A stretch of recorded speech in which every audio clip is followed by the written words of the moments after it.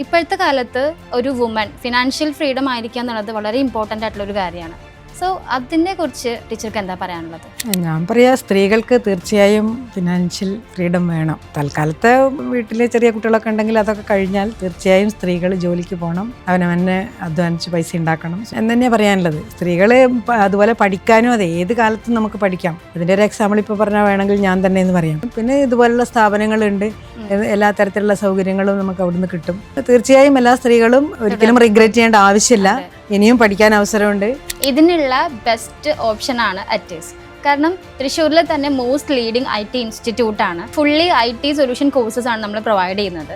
ഇപ്പോൾ ഹൗസ് വൈഫിനാണെങ്കിൽ അവർക്ക് വർക്ക് ടൈമൊക്കെ കഴിഞ്ഞിട്ട് ഷെഡ്യൂൾ ചെയ്ത് കുറച്ച് റഷൊക്കെ ഉണ്ടാവും. അവർക്ക് അവരുടെ സമയം ചൂസ് ചെയ്ത് ഓൺലൈനായിട്ടും ഓഫ്ലൈനായിട്ടും പഠിക്കാനുള്ള ഓപ്ഷൻ അറ്റീസ് ഒരുക്കുന്നുണ്ട്. പോരാത്തതിന് പഠിച്ചു കഴിഞ്ഞാൽ എല്ലാ കുട്ടികളും ഇപ്പോൾ പല MNCs ഹാപ്പി ആയിട്ട് വർക്ക് ചെയ്ത് മുന്നോട്ട് പോകുന്നു. പഠിച്ചിറങ്ങിക്കഴിഞ്ഞാൽ 100% പ്ലേസ്മെൻറ്റ് ഗ്യാരണ്ടീഡ് ആണ്. ടീച്ചർ നേരത്തെ പറഞ്ഞ പോലെ ഓപ്പർച്യൂണിറ്റീസ് കുറേ ഉണ്ട്, പക്ഷെ അത് എങ്ങനെ യൂട്ടിലൈസ് ചെയ്യും എന്നതിലാണ് കാര്യം.